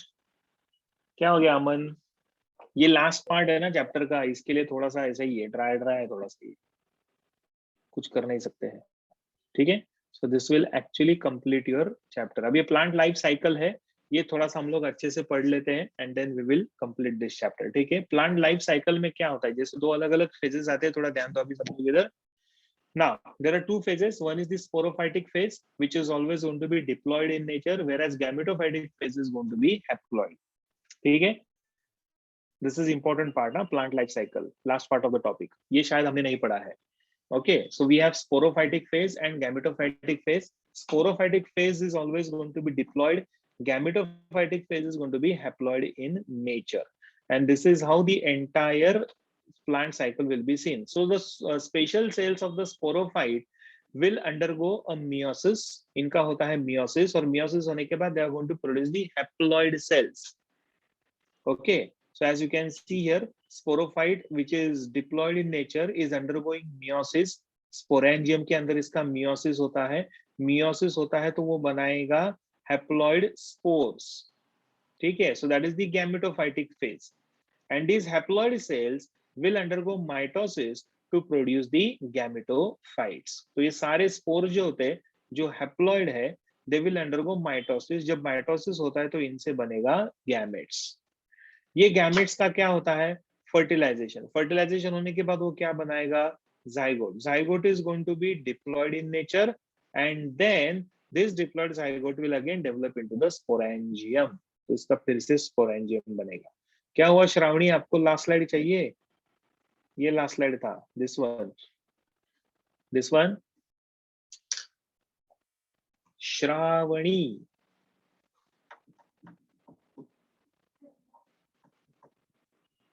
Done, okay. So basically दो phases, sporophytic phase and gametophytic phase. Sporophytic phase में spores are produced by the process of meiosis. So haploid cells and haploid spores are produced. Spores will undergo the mitosis to produce the gametophytes. So diploid, then these gametophytes are produced. Gametophytic phase is going to be haploid in nature, ठीक है। So haploid spores बनेंगे, उसी से बनेगा gametophyte, right? So the gametophyte produces the gametes. So there are two gametes which are produced. One is going to be the male gamete, another one is going to be the female gamete. And when these two gametes they fuse, they will give rise to a diploid zygote. The process is known as fertilization. ठीक है, so इससे बनेगा diploid zygote. The mechanism is called as fertilization, and then this zygote will undergo mitosis. तो zygote का होता है mitosis, मतलब number of cells will start increasing, and then they are going to develop into the sporophyte. Because if you remember, sporophytic phase is always going to be a diploid one. तो वो sporophyte बनाना चालू कर देंगे, and this is how the cycle will continue. So the gametophyte and sporophyte generation occurs alternately. So this is, अगर आप sporophytic generation रहेगा तो sporophytes are always going to be diploid. इनमें होता है meiosis, तो वो बनाएंगे haploid spores. Haploid spores will undergo mitosis to produce gametes, and gametes will fuse to form again the zygote. तो इस तरीके से alternation of generation will be seen. Sir, Okay, कौन सा last slide, ये वाला? Yes, sir.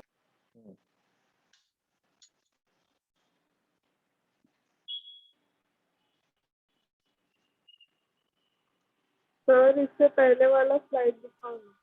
इससे पहले वाला भी दिखाना है।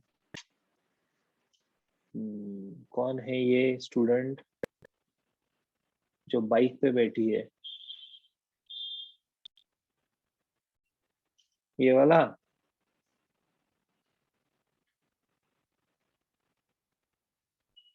खुशी। ओके।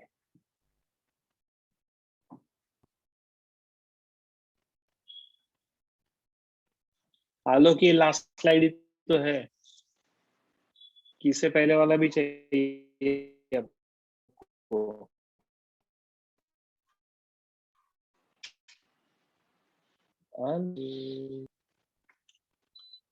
आलोक इससे पहले वाला चाहिए आपको?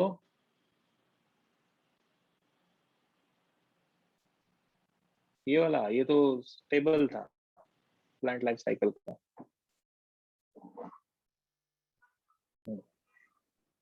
चलो हो गया ये। खुशी।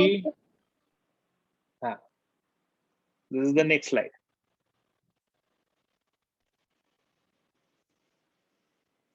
Done, sir.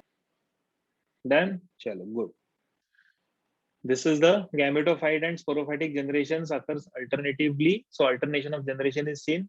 So we have distinct alternation of generations is observed in bryophytes and pteridophytes. Okay? Whereas gymnosperms and angiosperms, gametophyte is much reduced and present within the sporophyte. मतलब गैमेटोफाइटिक फेज आपको एकदम distinctly नहीं मिलेगा, लेकिन it is important. So it is in the sporophytic phase only in case of gymnosperms and angiosperms. But in case of bryophytes and pteridophytes, you can clearly see alternation of, you can clearly see the alternation of generation. Okay. So alternation of generation is very clearly seen in case of bryophytes and pteridophytes. Okay. So this is how we see the plant life cycle. Easy है, बहुत ज़्यादा difficult नहीं है. ठीक है, हो गया ये. Can you show the last slide? Nishita कौन सा last slide बेटा? यही ना?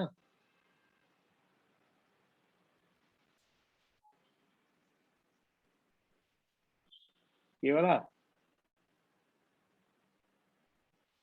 This one?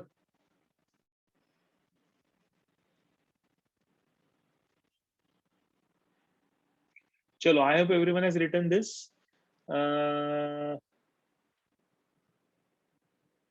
मैंने ओमान का प्रोफाइल फोटो है मेरा एक्चुअली अभी डायरेक्ट लॉगिन कर रहा हूँ ना मास्टर क्लास के आईडी से, and right now I am using only one. पहले मैं मोबाइल भी यूज करता था और ये भी यूज करता था, लेकिन अभी दोनों यूज नहीं कर रहा, इसके लिए वो प्रोफाइल फोटो नहीं है. ये मास्टर क्लास का आईडी डायरेक्ट यूज कर रहा हूँ मैं. चलो लाइफ साइकिल देखो. There is one life cycle known as the haplontic life cycle. Now haplontic नाम से ही पता चलता है, the life cycle which is going to be haploid in nature. So the sporophytic generation sporophyte generation is in the form of a zygote formation. Okay, तो zygote बनना चालू हो जाएगा. So no free living sporophytes are seen here. The spores are going to be haploid in nature, and fusion of the spores or the fusion of the gametes, the spores will develop into gametes, and the fusion of the gametes will give rise to the zygote. Correct? So we do not have a free living sporophyte which is present here in this particular stage. The zygote which is formed here will undergo meiosis and will produce the haploid spores. उल्टा है यहाँ पे. Haplontic cycle में zygote has undergone meiosis to produce the haploid spores. Okay, तो इसको हमने नाम क्या दिया है? We call this as haplontic life cycle. Can you see this? जैसे यहाँ पे zygote है डायग्राम में. Zygote has undergone meiosis to produce what? Spores. Spores will develop into a gametophyte. Gametophyte will develop into gametogenesis, मतलब mail and female gamete बनेगा. Mail और female gamete का fusion होगा, सो सिनगैमी होता है. तो फिर से वो क्या बनाएगा? zygote. So when the zygote undergoes meiosis, it's going to produce the haploid spores, and these haploid spores will undergo mitosis to produce gametophytes. So here the gametophyte is dominant, photosynthetic and free living. ठीक है। So gametophyte यहाँ पे कैसा रहेगा, dominant. So there are no spores, there are spores but the spores will develop into gametes.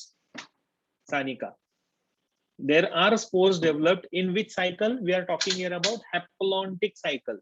Haplontic मतलब haploid stage is dominant।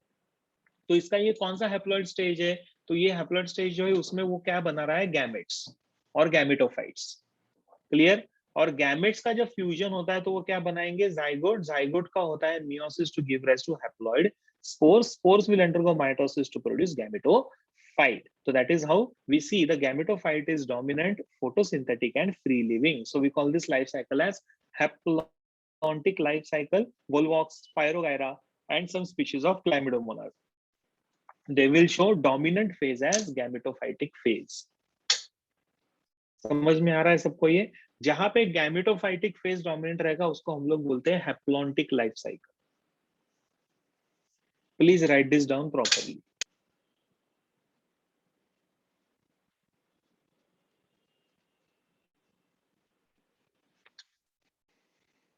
Sporophytic generation will show zygote formation here. इसके लिए free living sporophytes are not observed. Sir, this means that the diploid cells will be present only in the zygote and nowhere else. Yes, correct, perfect. So diploid cell here is going to be only zygote, but immediately the zygote will undergo meiosis. ऐसा है। Finished?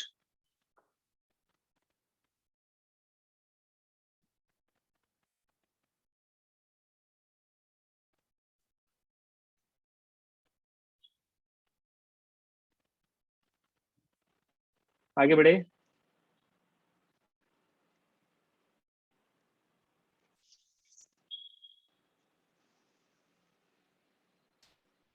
मतलब which phase for haploid cycle, मतलब क्या सानिका? ये haplontic है ना, क्योंकि haploid stage is dominant here. इसके लिए gametophytic phase rather is dominant and these gametes are going to be haploid in nature. यहाँ पे डायग्राम में देखो निकाला हुआ है, तो पिंक कलर का जो स्टेज है ना वो डोमिनेंट है ना, इसके लिए उसको बोला गया है हैप्लॉन्टिक लाइफ साइकिल। ओके, अभी नेक्स्ट पढ़ते तो आपको शायद समझ में आएगा। Next one is the diplontic, opposite इसके। अभी डिप्लॉन्टिक में क्या होगा, the sporophyte is diploid, dominant, photosynthetic and independent. So can you see the sporophyte is becoming diploid here? तो zygote बना, zygote बनने के बाद so gametophyte is single to few celled, ठीक है। so it's going to be single and few cell structure। थोड़ा ध्यान दे इधर सानिका, पहले बाद में फिर तेरे डाउट सॉल्व करते हैं। तो यहाँ पे ना गैमेटोजेनेसिस होगा, गैमेटोजेनेसिस होने के बाद, गैमेट्स बनने के बाद फ्यूजन होके फिर मियोसिस होगा। मियोसिस यानी मियोसिस होने के बाद जो गैमेट्स बनते हैं यहाँ पे बनेंगे gametes.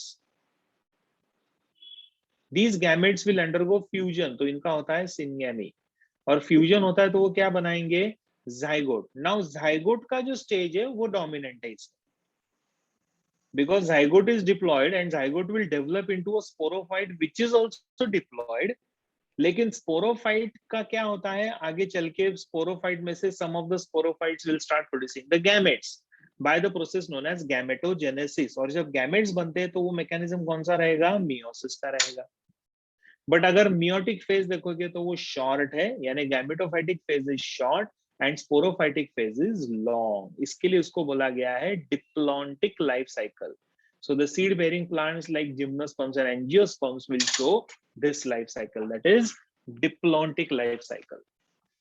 Sir, so in the haplontic life cycle, the sporophytic phase means the zygote is there, but then the sporophyte, which is also diploid, is not there.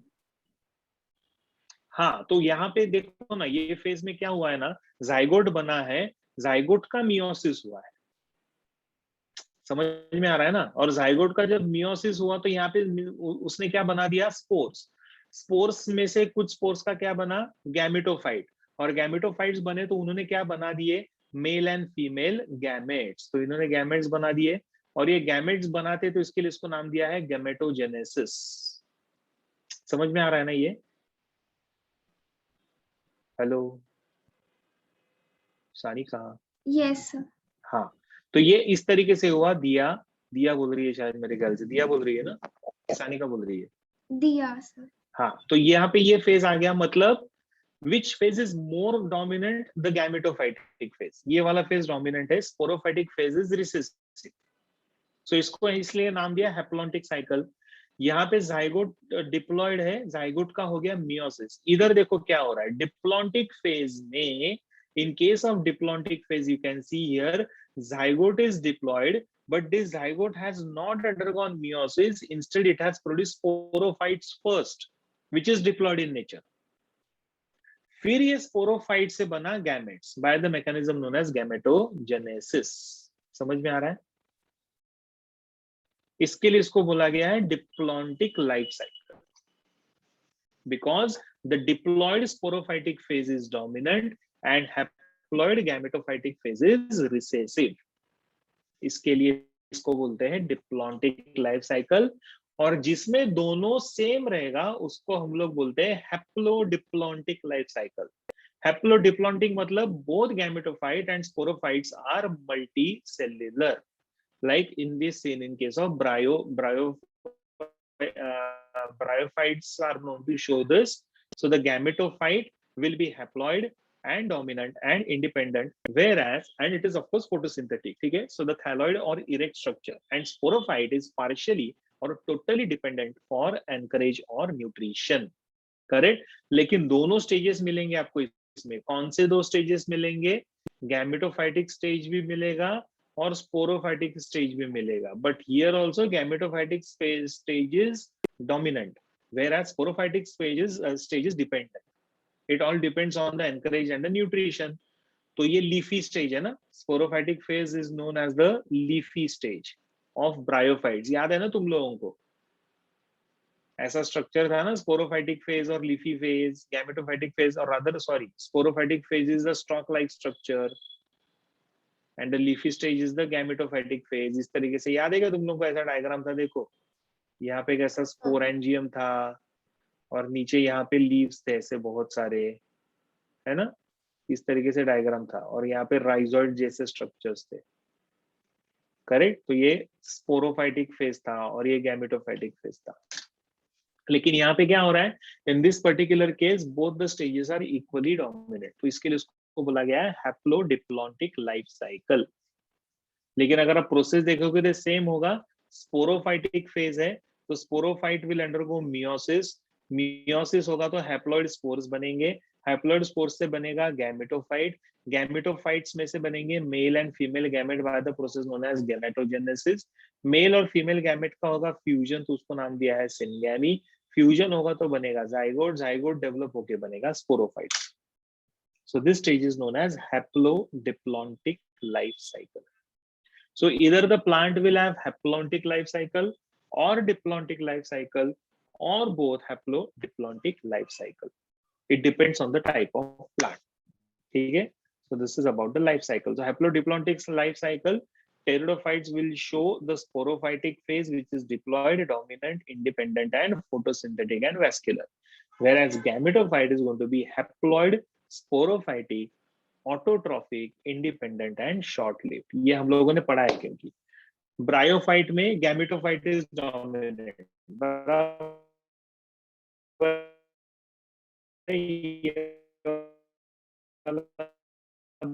Bryophyte आपका। सो ब्रायोफाइट में हैप्लॉन्टिक साइकिल डोमिनेंट है, कुछ plants में diplontic life cycles dominant है। I hope everyone is getting this. Sir, last slide, please. Hello, Sir, last slide, please. सबको समझ में आ रहा है? Yes, sir. हाँ हाँ, ये वाला ना, किसके पहले वाला? इसके पहले वाला, sir. This one, Yes, sir. Diplontic. हाँ, my voice is breaking. Done, sir. चलो क्या? This one you have written. Haplodiplontic में वी हैव ब्रायोफाइट्स, जिसमें gametophytic phase is dominant and sporophytic phase is partially seen or totally dependent on the nutrition, whereas in case of pteridophytes, sporophytic phase will be diploid dominant independent and sporophytic autotrophic independent. Lag हो रहा है मेरा voice? Yes, sir. Guitar बज रहा है, guitar बज रहा है। फिर से बताऊं, टेरिडोफाइट्स में sporophytic phase is diploid and dominant. Okay, pteridophytes में sporophytic phase is going to be diploid and dominant. Bryophytes में gametophytic phase was diploid and dominant.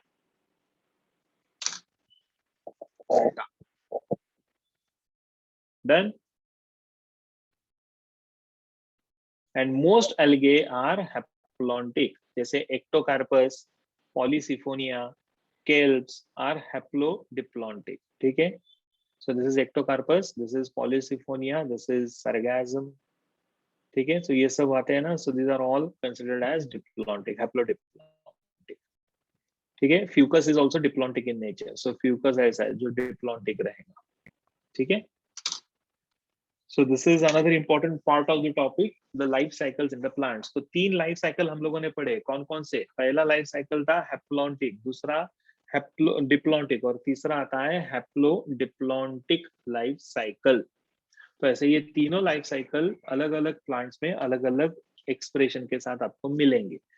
Haplontic life cycle में haploid phase is dominant, diplontic में diploid phase is dominant, haplodiplontic में in some plants sporophytic phase is dominant, that is diploid phase is dominant, in some plant gametophytic and haploid phase is dominant, it depends on the variety of the plant। ठीक है sir, can you show the previous slide? okay, इससे पहले वाला, ये वाला, this one, भक्ति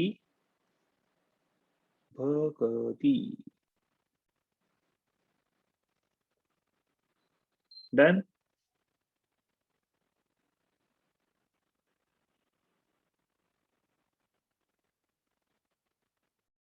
finished?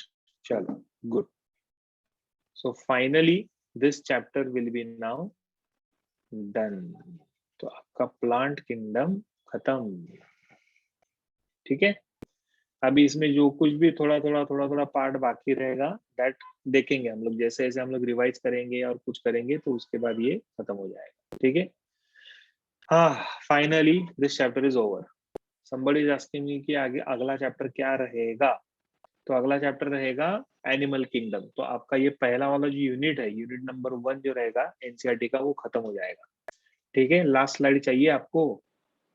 किसको चाहिए लास्ट स्लाइड? वैष्णवी को लास्ट स्लाइड चाहिए। वैष्णवी लास्ट स्लाइड, कौन सा लास्ट स्लाइड है बेटा? This one? वैष्णवी ये चाहिए आपको? हाँ, लिख लो।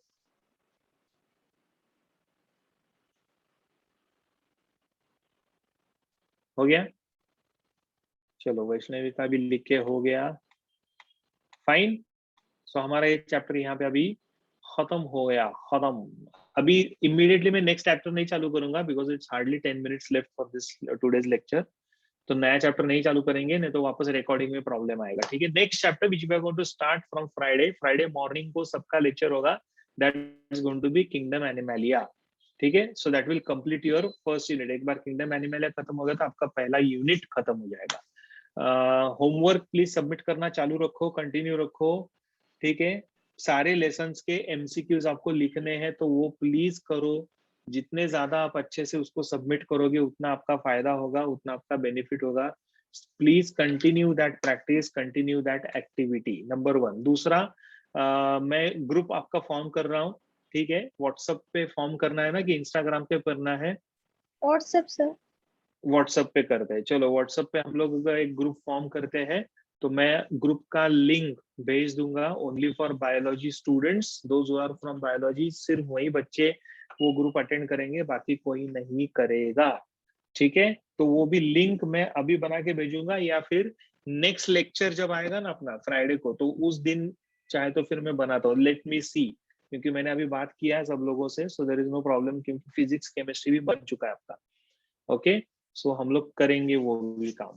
फाइन, व्हाट्सएप पे रखते हैं, टेलीग्राम पे if need be, right? So Friday को सुबह सबका लेक्चर रहेगा. You all have to be here on Friday for this particular lecture, ठीक है, where we are going to start with the plant kingdom. तो फ्राइडे को plant kingdom चालू हो जाएगा.